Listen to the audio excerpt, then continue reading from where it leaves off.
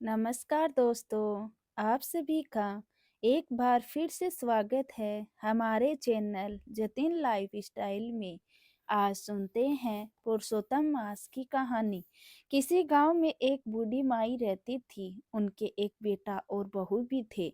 बूढ़ी माई बहुत ही धार्मिक प्रवृत्ति की थी। वह रोज पूजा पाठ किया करती थी।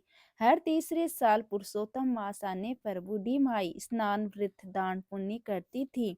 एक बार पुरुषोत्तम मास आने पर बूढ़ी माई के बेटे और बहू ने उनसे कहा, माँ तुम हर बार पुरुषोत्तम मास आने पर व्रत स्नान दान पुण्य करती हो, तुम्हें इसका क्या पुण्य मिला है? मेरी शादी को 5 साल हो गए हैं, ना तो तुम्हारे पोता हुआ और ना ही मुझे कोई अच्छी नौकरी मिली। तब बूढ़ी माँ ने कहा कि मैं पुरुषोत्तम भगवान से मिलकर पूछूंगी कि मेरे स्नान दान का पुण्य मुझे कब मिलेगा, और अब मैं घर तभी लौट कर आऊंगी जब मुझे मेरे इस सवाल का जवाब मिल जाएगा। तो बूढ़ी माँ जय हो पुरुषोत्तम भगवान की कहते कहते घर से चल दी। चलते चलते उन्हें रास्ते में एक कोढ़ी मिला। उसने माँ से कहा, माई तुम कहाँ जा रही हो? तो बूढ़ी माई ने कहा, भाई मैंने हर तीसरे साल में आने वाले पुरुषोत्तम मास में स्नान व्रत दान पुण्य आदि किया है, लेकिन मेरे बेटे बहू कहते हैं इसका मुझे कोई पुण्य नहीं मिला। मैं पुरुषोत्तम भगवान से मिलकर ये पूछूंगी कि मुझे इसका फल कब मिलेगा। तब उस कोढ़ी ने कहा कि बहन, अगर तुम्हें पुरुषोत्तम भगवान मिले तो उनसे मेरे भी दुख का निवारण पूछना। जब मैं 15 साल का था तभी से मैं कोढ़ हो गया हूँ, मुझे ये किस बात की सजा मिली? बूढ़ी माँ ने कहा, हाँ भाई, मैं तुम्हारे दुख का निवारण पुरुषोत्तम भगवान से जरूर पूछूंगी। यह कहकर जय हो पुरुषोत्तम भगवान की, जय हो पुरुषोत्तम भगवान की कहते कहते बूढ़ी माई आगे चली। आगे चलते चलते रास्ते में उन्हें कुम्हार पति पत्नी मिले।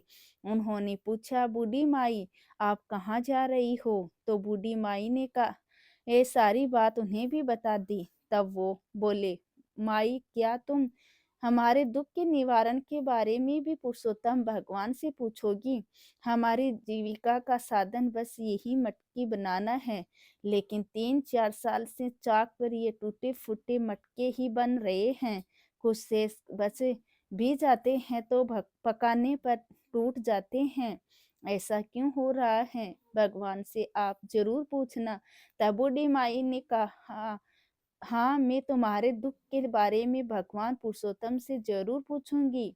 ऐसा कहकर बूढ़ी माँ जय हो पुरुषोत्तम भगवान की, जय हो पुरुषोत्तम भगवान की कहते कहते कुछ और आगे बढ़ी तो रास्ते में उन्हें एक सांप मिला। वो बोला, बूढ़ी माँ मुझे तुम्हें ढसना है। तो बूढ़ी माँ ने कहा, अगर तुम्हें मुझे ढसना है तो ढस लेना, लेकिन अभी मैं पुरुषोत्तम भगवान से मिलने जा रही हूँ, उनसे मिलकर आऊं तब मुझे तुम डस लेना। तब वह सांप बोला कि माई अगर तुम पुरुषोत्तम भगवान से मिलो तो मेरे भी दुख का निवारण पूछना।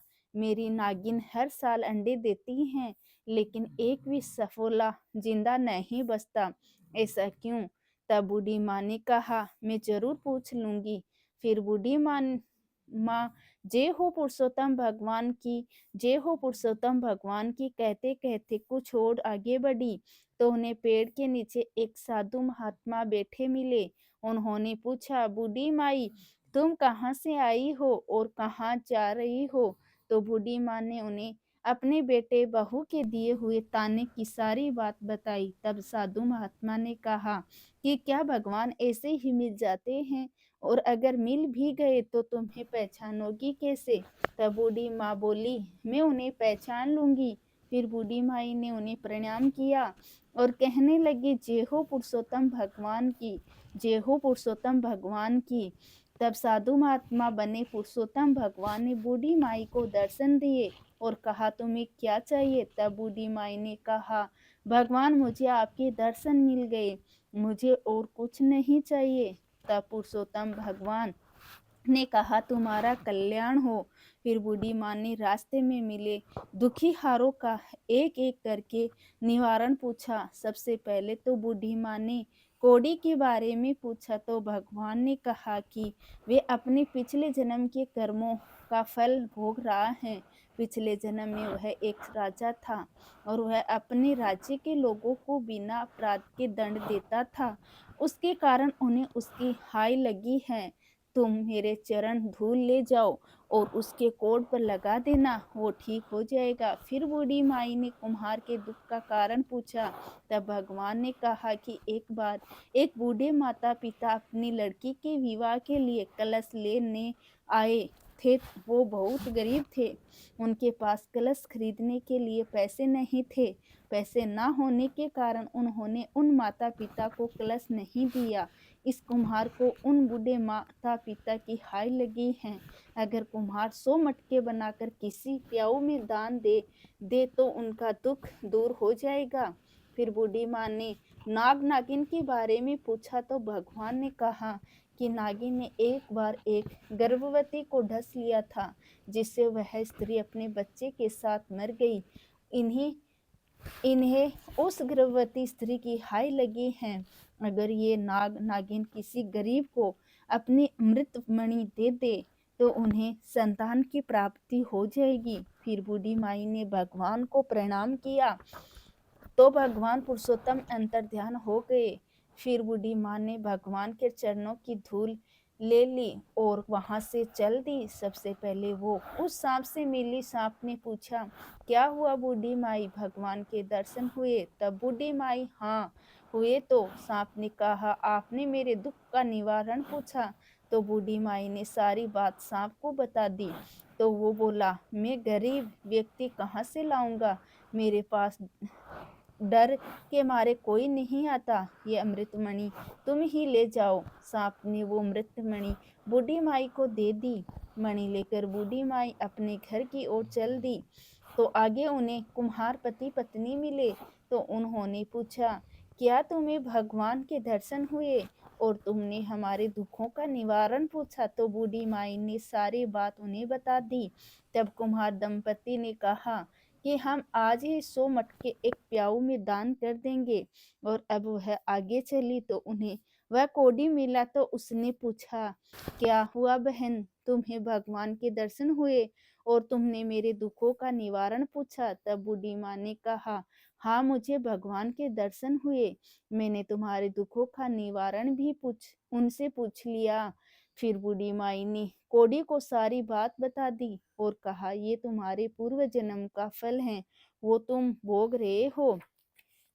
बूढ़ी माही ने भगवान के चरणों की धूल कोड़ी के शरीर पर लगाई तो वह कोड़ी बिल्कुल ठीक हो गया। कोड़ी ने बूढ़ी माई को खूब सारा धन दिया। फिर बूढ़ी माई खूब सारा धन और अमृतमणि लेकर अपने घर पहुंची तो उसने देखा कि उसका घर एक सुंदर मकान में बदल गया है और अन्न धन के भंडार भर गए हैं। और बेटा बहू माँ को देखकर बहुत खुश हुए। बेटे ने कहा, माँ मुझे बहुत अच्छी नौकरी मिल गई है और तुम्हारी बहू भी पुरुषोत्तम भगवान की कृपा से गर्भवती है।